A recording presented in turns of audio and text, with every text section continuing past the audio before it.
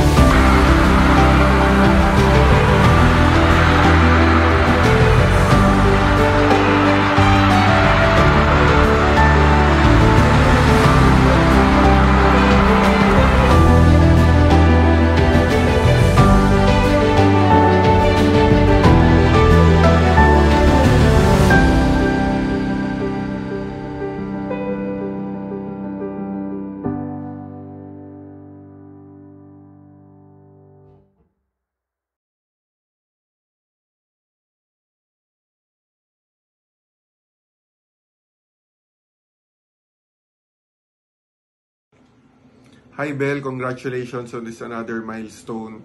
Sobrang nakaka-proud ang legacy na naiwan mo sa NU, lalo na sa next generation, women's and girls volleyball.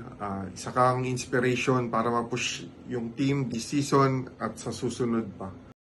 Hi Bel, congratulations. I'm sure hindi makakalimutan yung legacy na iniwan mo dyan sa NU Women's Volleyball Team, at alam mo naman maraming nag-idolize sa'yo at pamamarisan lahat ng magandang napakita mo para sa school and sa buong volleyball community. Ngayong araw na to, alam ko, isi-send off nyo na ang lahat ng National University athletes off to season 88. Exciting na naman yan. Special din tong araw na to kasi isi-send off nyo isa sa pinakamagiting ninyong atleta sa volleyball, si Bella Belen, jersey number 4. 4 na katangian ang laging tumatak sa aking isip. Matibay, napakatibay niyang batang yan. Napakasipag, humble. Kahit marami na siyang karangalan at tagumpay na pinagdaanan, hindi niya yung pinapasok sa ulo niya. Si Belen pa rin siya. Si Belen na makulit. At ang pinaka-importante talaga sa akin, binibiyaya niya ang lahat ng tagumpay at karangalan niya sa National University at sa buong Pilipinas. Binigyan niya ng inspirasyon ng maraming kabataan na. So Belen, congratulations. Jersey number 4 will never belong to anyone but you. And you deserve it. The UAAP community and NU community, maraming salamat po sa support ang community sa school namin. And hindi ko ma-explain kung ano po. So,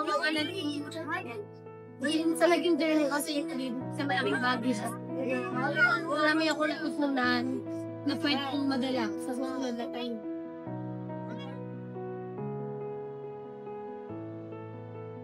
I'm Micaela Belen, and I am a 3-time UAAP champion.